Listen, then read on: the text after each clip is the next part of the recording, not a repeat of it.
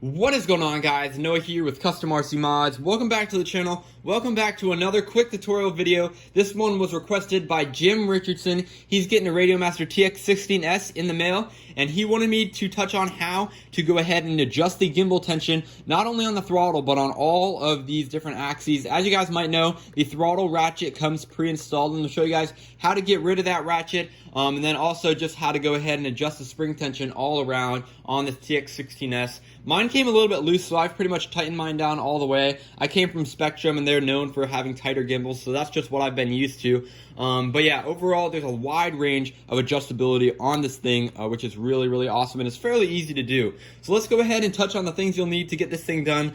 Basically, first things first, you're going to need a 2.5mm hex. I just have this little key right here, and then you're going to need a Phillips head of some sort, fairly small. You can use like a screwdriver like this, or you can use something like a bit for a screwdriver set like this. The one thing you want to kind of keep in mind is that you need a narrow shafted screwdriver, one that's going to fit in these recessed holes. You can see this one doesn't fit in the recessed holes. It's a little bit too wide on the shaft. However, that's why I'm using the bit that slides down there quite nicely and fits in place.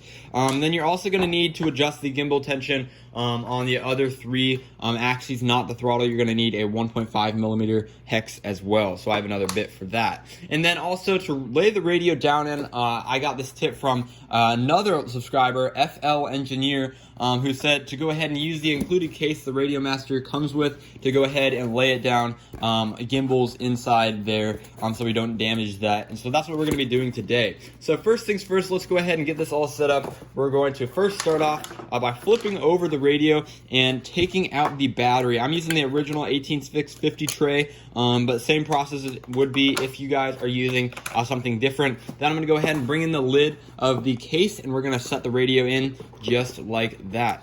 So now that it's set in place, everything is protected, and we can go ahead and get ready to start working on the back, opening up the back of the radio here. So we're going to go ahead and remove 4 screws. We're going to remove this screw right here, this screw right here, and then the 2 down here on the bottom corners. Let's go ahead and do that now.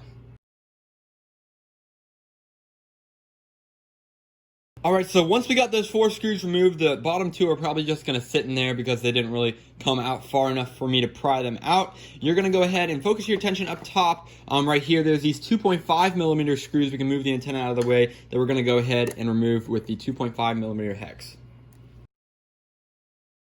Alright, and so with all 6 of those screws removed, it's time to go ahead and pull off the grips. You can see there's little gaps right here where you can go ahead and stick in your thumb and go ahead and pull off each of the side grips. And that's basically what last thing that's holding on the back plate to the actual rest of the radio here. So just go ahead and get your fingernails in there and just take off the little grips just like so. Be gentle with it. You're not going to break anything, but don't use too much force because that can always end badly. So with that done, we can go ahead and bring this little module up here that holds on the antenna free, and then we can take off the back plate. The nice thing about the RadioMaster here is that the back plate is completely independent. There's nothing connected to it, so we can just go ahead and take it off and set it to the side. And now we're going to go ahead and set the rest of the radio back in here just like this. Alright guys, so now we're inside. I went ahead and zoomed in on our 2 gimbals. As you can see right here, we've got our throttle and yaw gimbal. This is the one that's not spring loaded. You can see, of course, right there. And then over here we have our spring loaded pitch and roll gimbal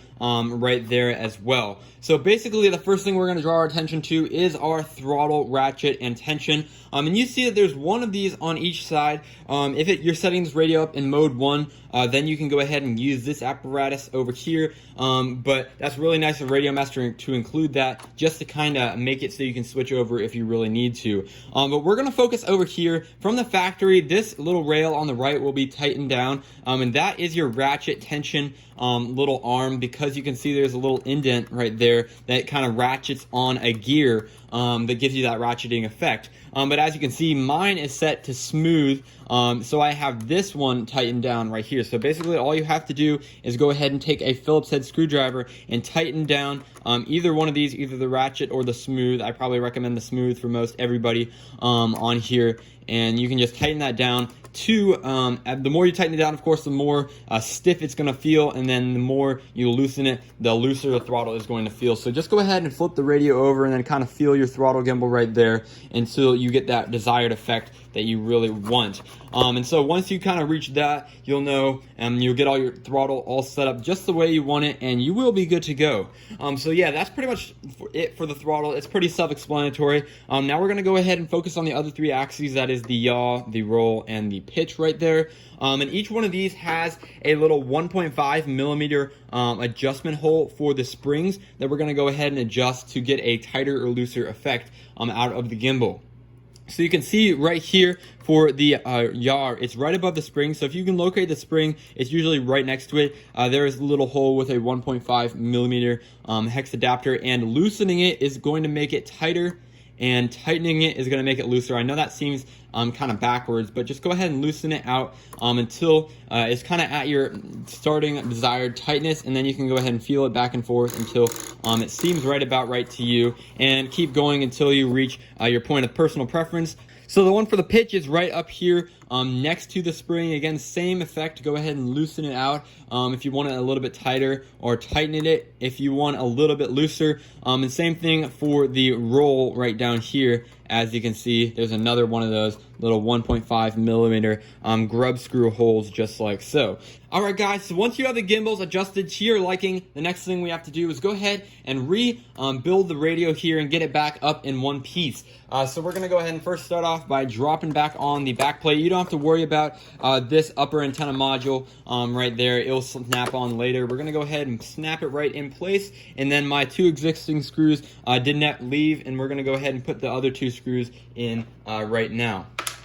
Alright, so now that we've gotten all four of those screws installed, we can go ahead and make sure first off that both of those edges are lining up and that they kind of seated together properly, and then of course just go ahead and snap on the antenna little module right there and reinstall those two 2.5 millimeter hex screws right there on top as well. Alright, so the last thing we need to do here is go ahead and snap on the little rubber grips on the sides. You want to make sure you get this right. So this one goes on this side. The TX16S logo goes on the bottom just like that. And as you can see, kind of slides in. So the front will slide in like that. And then you just want to go ahead and push the back in until everything seats in nice and proper. There's no real wrong way to do it. You just got to kind of push it in until it feels about right there, and repeat the same process on the other side.